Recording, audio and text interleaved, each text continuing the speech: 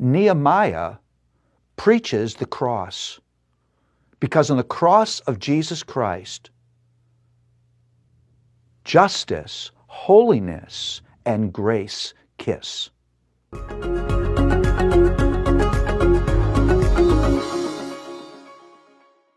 If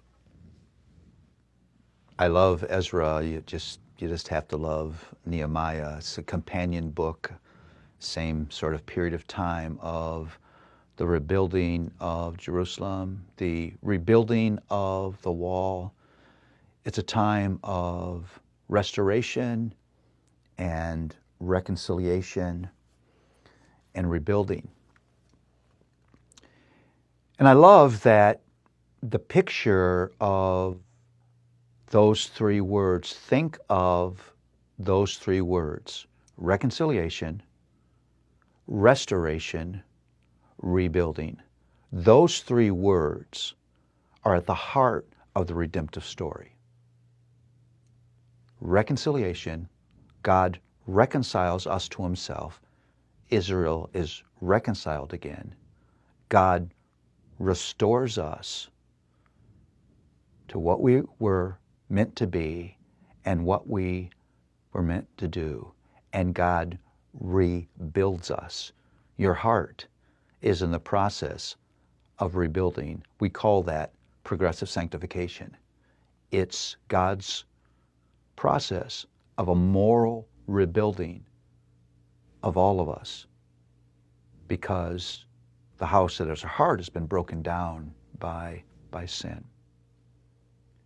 And so what Nehemiah teaches us in this moment in redemptive history is embedded in restoration, reconciliation, and rebuilding is this bright hope, the hope of fresh starts and new beginnings.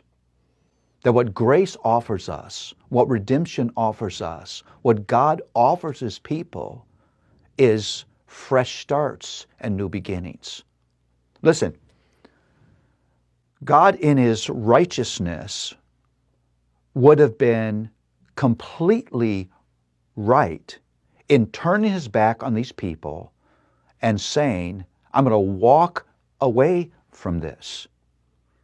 They were covenant breakers, they were law breakers, they were idolaters. But God is not just a righteous judge. He's a compassionate redeemer. And so he finds a way of delivering fresh starts and new beginnings to his people without compromising his holiness and his righteousness. And so without a moment of compromise, God offers that second opportunity, that fresh start and new beginnings. And in that way, Nehemiah preaches the cross, because on the cross of Jesus Christ, justice, holiness, and grace kiss.